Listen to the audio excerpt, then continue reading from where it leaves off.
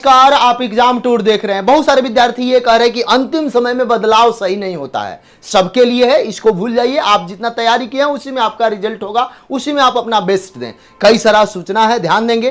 TRE 1 TRE 2 के लिए सबसे बड़ा सूचना यह है कि अब जो जांच चल रहा है वह ईडब्ल्यूएस को लेकर भी जांच चालू हो गया। यानी जितने भी वीकर सेक्शन के विद्यार्थी हैं, जनरल में जो 10% आरक्षण मिला है उसकी जांच चालू हो गई। तो सभी लोग ध्यानपूर्वक देखेंगे। तीसरी चरण में जो भर्ती होने वाली है, यानी कल से जो एग्जाम होगा, उसमें जो आयु में 10 वर्ष की जो छूट मिली थी पटना हाई कोर्ट के द्वारा, उसको शिक्षा विभाग मानने से इनकार कर दिया। बताया कि इस नियम के विरोध है ये बात। तीसरा बात यह है, जो तीसरा चरण जो एग्जाम कल विद्यार्थी देंगे उनके लिए कुछ महत्वपूर्ण पॉइंट है, उसको भी समझ लेंगे और ये तीनों पॉइंट समझने का प्रयास करेंगे। सबसे पहले शुरू करते हैं ईडब्ल्यूएस से। यानी ईडब्ल्यूएस का गलत लाभ लिए शिक्षकों की सूची मांगी गई। यानी वैसे शिक्षक जो यदि ईडब्ल्यूएस से शिक्षक बने हैं और वह डॉक्यूमेंट्स आपका गलत है, बहुत सारे आरोप लगा रहे थे कि ईडब्ल्यूएस गलत बनवा के भी शिक्षक बन गए, तो उनकी जांच चालू हो गई। अब शिक्षा विभाग की ओर से बीपीएससी से बहाल शिक्षकों को फाइल विषयवार संधारित की जाएगी। दरअसल बीपीएससी के दोनों चरण यानी टीआरई 1 टीआरई 2 दोनों चरणों की बहाल होकर जिले में पदस्थापित शिक्षकों के मामला में लगातार गड़बड़ी पकड़ी जा रही है, उजागर हो रहा है। वहीं कंप्यूटर शिक्षक भर्ती में तो कभी सीटेट से 60% से कम नंबर वाले, अब एक और नई गड़बड़ी उजागर हुआ। और विभागीय सूत्रों से मिली जानकारी के अनुसार ईडब्ल्यूएस कोटे का गलत लाभ उठाकर बहाल इतिहास विषय के शिक्षकों की सूची मांगी गई। प्रमाण पत्रों की जांच की जाएगी। यह जानकारी सामने आई है कि कई अभ्यर्थी ऐसे थे जो ईडब्ल्यूएस कोटे का गलत लाभ उठाकर शिक्षक बन गए। वह इस कोटे का लाभ की अर्हता नहीं रखते हैं। जिला शिक्षा पदाधिकारी स्थापना देवनारायण पंडित ने बताया कि शिक्षा विभाग की ओर से आर्थिक रूप से कमजोर वर्ग के बहाल हुए इतिहास विषयों की सूची मांगी गई। इसमें बीपीएससी शिक्षक भर्ती के पहले और दूसरे चरण दोनों शामिल है। डीपीओ ने बताया कि 1 से 2 दिन में विभाग भेज देगी। यानी कि एक बात बता दें, ईडब्ल्यूएस का भी अब जांच शुरू हो गया और जांच होनी चाहिए। वह चाहे एनसीएल का मामला हो, चाहे ईडब्ल्यूएस का मामला हो, या आपसे बता दें विकलांगता का मामला हो, या आवासीय जाति का मामला हो, सबका जांच होना चाहिए। लेकिन एक बार हो जाता तो ये डेली जो चल रहा है इसका मामला समाप्त हो जाता। पता ना क्यों इतना वीडियो बनाने पर, इतना पेपर में आने पर, इतना न्यूज चैनल पर आने के बावजूद सरकार को थोड़ा भी शर्म नहीं आती है कि कम से कम पूरा इसकी जांच करा ली जाए। नहीं आयोग को लगता है, नहीं शिक्षा विभाग को लगता है, नहीं किसी को लगता है। अगर ये गलत बहाली नहीं हुई है तो डेली पेपर में कैसे आ रहा है, इसको थोड़ा सा ध्यान दिया जाए और जो सीट खाली हो रहा है उस पर संज्ञान लिया जाए और उसको भर दिया जाए, वही पुराने वैकेंसी से यानी पूरक से। अब यहां पे आइए, तीसरे चरण के अध्यापक की होने वाली नियुक्ति में नहीं मिलेगी उम्र की सीमा। यानी कि कल ही आप देखे होइएगा 16 तारीख को आपको 21 विद्यार्थी को यह सूची मिलता है, जितना भी पेटिशनर थे उनको कि आप आवेदन कर सकते हैं। और ये पिछला बार भी देखे होइएगा, एक व्यक्ति को मिला, एक दिन पहले उनका आवेदन लिया गया था। इस बार भी 21 लोगों को मिला। वकील साहब का दलील था कि इन लोगों को जब कैरी फॉरवर्ड यानी पुराने भर्ती को जब जोड़ दिया गया है इसमें, तो उसमें जो छूट मिला था इसमें भी मिलना चाहिए और उसी पर जजमेंट आया, इनको मिलना चाहिए, मिल गया। लेकिन शिक्षा विभाग ने बताया कि जो मैं छूट दिया वह पहले दे चुका हूं। कंडिका संख्या यहाँ पे सब कुछ बता दिए कि अधिकतम वाला कंडिका संख्या मेरा जो है यानी 2023 का जो नियमावली है उसके विरुद्ध है। ये कुल बताकर इन्होंने साफ तौर पर बता दिया कि छूट नहीं मिलेगा। यहाँ पे देखिए, नियुक्ति हेतु तीसरे समयवार अधिकतम आयु सीमा में संबंधित छूट का दावा किया गया, जो राज्य विद्यालय अध्यापक नियुक्ति स्थानांतरण अनुशीलन कार्रवाई सेवा नियमावली 2007 के प्रावधान के परिप्रेक्ष्य में स्वीकार योग्य नहीं है। यानी स्वीकार करने योग्य नहीं है। इन सारी चीज को कहकर इन्होंने बोला कि नहीं मिलेगा। अब यहां पे आइए, ये मेन मुद्दा है, मेन सूचना है, इसको थोड़ा सा ध्यान पूर्वक सुनेंगे। मेरा हाथ जोड़कर सभी बंधु से निवेदन है कि बहुत सारे लोग कमेंट करते हैं सर अब क्या। अरे बंधु, आपको जरूरत नहीं लगी, जिसको जरूरत है सबसे पहला काम ये होना चाहिए, आप अपना आधार कार्ड, पैन कार्ड, या तो आधार कार्ड या पैन कार्ड कहीं कुछ गलत हो तो एक मैट्रिक का सर्टिफिकेट जो आता है, मैट्रिक का जिसमें आपका नाम रहता है, एडमिट कार्ड जिसको बोलते हैं, उसको ले लेंगे। यानी ये 3 चीज ले लेंगे। यदि आपका आधार कार्ड में सब कुछ सही है, कहीं कोई दिक्कत नहीं है, तो आधार कार्ड जा सकते हैं, कहीं कोई रोक नहीं है। एडमिट कार्ड में कहीं कोई प्रॉब्लम नहीं है। अगर आपको लगता है कि किसी किसी का नाम में गलत होता है, दिक्कत होता है, कहीं कहीं सेंटर पर नहीं घुसने दिया जाता है, तो उनको मैं मैट्रिक वाला ले लेंगे, जिस पर आपका फोटो रहता है, नाम रहता है, डेट ऑफ बर्थ रहता है, सब कुछ। बहुत सारे लोग का आधार कार्ड में डेट ऑफ बर्थ गलत रहता है, जो यहां मिल जाएगा। अगर यहां नहीं मिल रहा है तो आपके पास जो आपका या तो आधार कार्ड या पैन कार्ड कोई ले लेंगे जिसमें सही हो, या दोनों ले लेंगे या तीनों लेकर चले जाएंगे। एक दो फोटो अपना रख लेंगे जो आप आवेदन किए हैं या जो अभी के समय का है, लगे कि आप करंट का है, ये ले लेंगे। तीसरा, पेन 2-3 रखेंगे, कोई पेन यदि वहां पे दिक्कत करता है बॉल पेन रखेंगे ताकि आपको किसी प्रकार का कोई दिक्कत ना हो। ओएमआर सीट को रंगने समय एकदम सावधानी बरतेंगे, ये नहीं कि लगातार रंग रहे हैं, कहीं कोई इधर उधर कर दे रहे हैं तो सीरियल घबरा गया तो बहुत सारा गलत हो जाता है, इस बात को भी ध्यान देंगे।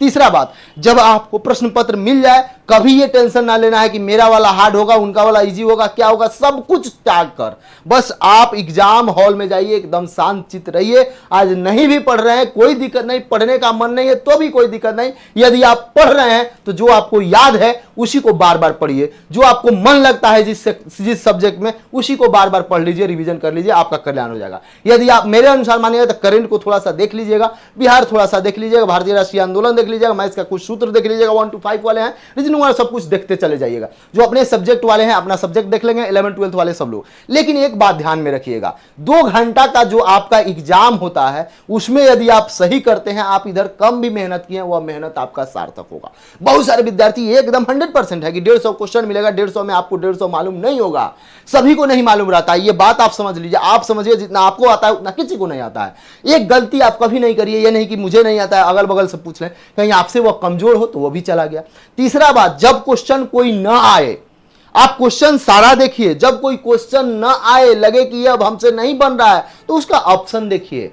ऑप्शन देखिए तो ये नहीं केवल ई नहीं देखिए, ई 5 से 7% होता है, 10-12 प्रश्न होंगे, ई पर सभी पर फोकस नहीं करना है। मान लीजिए 4 ऑप्शन मिला, ई को छाड़ दीजिए, 4 ऑप्शन मिला, उसमें से 2 ऑप्शन लग रहा है कि इसका नहीं होता, ये तो दूसरा जो हम पढ़े हैं उसका है, कहीं कुछ पूछा जाए तो उसमें देखिए ये ऑप्शन कहाँ हम याद किए थे, इस ऑप्शन का उत्तर तो ये दूसरा होता है, एक ऑप्शन बचेगा वो आप मार लीजिएगा। यानी कि डायरेक्ट टिक नहीं करना है कि चलिए जय श्री राम, जय भोलेनाथ, चाहे कुछ भी करके टिक मार दिए, या जय अल्लाह, मतलब जिसको आप मानते हैं वो करके मार दिए, ऐसा नहीं।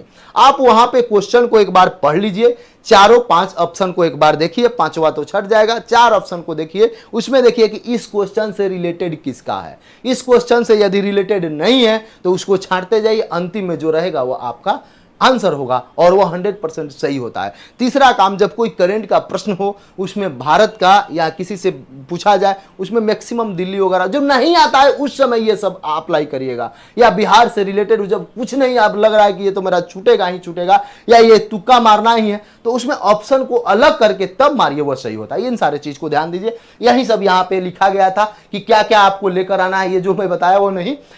2 घंटा पूर्व आप पहुंच जाएंगे, 1 घंटा पहले तक इंट्री सारे चीज को परीक्षा केंद्र पर पहुंच जाएंगे, केंद्र को देख लेंगे। बहुत सारे लोग हड़बड़ी में जाते हैं, एंट्री हो गया नहीं होता, तो ये सब नहीं, आपका 3 साल 4 साल 5 साल का मेहनत होता है, इसलिए 2 घंटा पहले पहुंच जाएंगे, उस दिन थोड़ा सा पहले जग जाएंगे, ये सारा प्रक्रिया कर लेंगे, यानी अपना सेंटर देख लेंगे। यदि आप अपना सेंटर नहीं देखे हैं तो 2 घंटा बंधु मेरा रिक्वेस्ट है, मैं पैर पकड़ रहा हूं, आप लोग 2 घंटा पहले जरूर पहुंच जाएंगे। तीसरा यहां पे देखेंगे, अभ्यर्थी अपना एडमिट कार्ड जो डाउनलोड किए हैं, जो निर्देश मिला है उसको एक बार जरूर पढ़ लेंगे। 2 मिनट लगता है बंधु, पढ़ लेंगे, कोई दिक्कत नहीं होगा। उसके बाद आप आइएगा, अभ्यर्थी ऑनलाइन आवेदन जो किए हैं उसको पहचानिएगा कि आपका फोटो है, कोई दिक्कत नहीं है, ये सारा चीज देख लीजिएगा। ओएमआर सीट को रंगते समय सावधानी बरतिएगा। यहां पे देखिएगा, परीक्षा में प्रवेश करते समय घड़ी ना होना चाहिए, किसी प्रकार का कोई आपके पास इंस्ट्रूमेंट नहीं होना चाहिए जो कि दिक्कत करे, ये सब नहीं होना चाहिए। कभी किसी से बात विवाद न करें। आप एग्जाम देने जा रहे हैं, आप बाहर से भी आ रहे हैं, ट्रेन में बहुत भीड़ है, किसी से लड़ाई झगड़ा ना करें। जितना दिमाग को कूल रखिएगा, जितना माइंड को कूल रखिएगा, आपका रिजल्ट होगा, इस बात को समझिए। पढ़ने से ज्यादा जरूरी है वह 2 घंटा में आप कितना आउटपुट दे रहे हैं, यह माने रखता है। आप किस तरीका से वहां पे क्वेश्चन और आपके बीच टकराव हो रहा है, कैसे समझदारी व्यक्त कर रहे हैं, यह रिजल्ट का माने होता है। बहुत सारे लोग कहेंगे सर आप इतना कैसे ज्ञान दे रहे हैं। हम लोग जितना भी सफल स्टूडेंट होते हैं, जितना भी स्टूडेंट फेल्योर होते हैं, सभी से हम लोग ज्यादा मिलते हैं। कोई शिक्षक आपके यहां से मान लीजिए 5 सफल हुआ तो वो 5 ही टीचर से मिलेंगे। हम लोग सभी जगह जाते हैं, जो नहीं भी कहीं पढ़ा है उसके यहां भी जाते हैं, जो कहीं पढ़ा है उनके यहां भी जाते हैं, जहां कहीं गंगा किनारे कहीं भी टेस्ट चलता है वहां भी जाते हैं। तो हम लोग को ज्यादा विद्यार्थी से मिलते हैं। और एक बात मैं बता दूं, सबसे अधिक एजुकेशन पर मैं ही काम करता हूं और केवल ग्राउंड जीरो पर। तो इसलिए मेरे पास थोड़ा सा ज़्यादा अनुभव है, इन सारे अनुभव को प्रयास करके आप लागू करिएगा, आपका रिजल्ट 100% होगा। आगे देखिए, यहाँ पे देखिएगा साफ तौर पर आवेदन में अंकित तथ्यों की किसी भी समय जांच के क्रम में ये सब सारा चीज छोड़िए। परीक्षा केंद्र के परिसर में आप गए तो वहाँ पे मोबाइल नहीं, ब्लूटूथ नहीं, वाईफाई नहीं, गैजेट नहीं, इलेक्ट्रॉनिक पेन नहीं, रेजर नहीं, ये सारे चीज को नहीं लेकर जाएंगे, देखेंगे नहीं तो यहाँ पे आपको नोट कदाचार करते हुए पाए जाने की स्थिति में आगामी 5 वर्षों के लिए तथा परीक्षा से संबंधित भ्रामक सनसनीखेज फैलाने के लिए, अफवाह फैलाने के लिए आपको 3 वर्षों के लिए परीक्षाओं से वंचित किया जाएगा। परीक्षा नियंत्रण बिहार लोक सेवा आयोग, अच्छी बात है, आप वंचित करेंगे, करना भी चाहिए, लेकिन हजारीबाग वाले लोगों को क्यों नहीं वंचित किए? हजारीबाग वाले लोग भी तो परीक्षा में कदाचार ही कर रहे थे, हजारीबाग वाले लोग भी तो परीक्षा में सनसनी अफवाह ही तो फैला रहे थे, हजारीबाग के चलते ही तो फिर से इतना राजस्व का नुकसान हुआ, उस पर आपने क्यों नहीं कार्रवाई किया? ये मेरे अंदर भी दुख है, बिहार के जितने भी लोग हैं उसके अंदर भी दुख है, देश के जितने लोग हैं ये जानना चाहते हैं आखिरकार हजारीबाग वाले क्या वैसा काम कर दिए थे, उनको भी तो बैन करना चाहिए बंधु। चलिए इन सारे चीज को अलग करिए, और जो भी अधिक प्रश्न पूछता है उसको नहीं बुलाया जाता है। यहां पर तो ये चल रहा है, ये परंपरा हो गया है, तो आप अच्छा तरीका से एग्जाम दें, बेस्ट ऑफ लक, यही सब रहेगा। और अच्छा से आज नींद लेंगे, किसी प्रकार का कोई परेशानी न लेंगे, किसी से कोई बकझक नहीं करेंगे। एक मैं रिक्वेस्ट करता हूं, बहुत सारे लोग गलती रिजल्ट दिखा रहे हैं दरोगा का, ये उचित नहीं है, कभी भी ये सही नहीं है। आप गुरु हैं, आप सही से काम करें। 250 और 300 रिजल्ट खरीदने की क्या जरूरत है? इतना ही पैसा है। बच्चे आकर कहते हैं सर मैं तो सेल्फ स्टडी किया था लेकिन कुछ पैसा मिला तो मैं सोचा क्यों ना बोल लेते हैं। तो इन सारे चीज बच्चे क्या करें, मजबूर है, बच्चे गरीब होते हैं, बच्चे के पास पैसा नहीं होता है। स्टूडेंट का लाइफ आप समझ सकते हैं, तो वो 2 4 5 10 कुछ मिलता है तो वो बोल देते हैं, लेकिन ये भी उचित नहीं है, नहीं बोलना चाहिए। और शिक्षक लोग आप अच्छा से पढ़ाइए, हम लोग सलाम करते हैं, आपको मानते हैं, पढ़ाइए, लेकिन ये सब रिजल्ट वगैरह खरीदने का प्रयास नहीं कीजिए। रिजल्ट जितना खरीदिएगा उस पर मैं उजागर करने के लिए तैयार हूँ।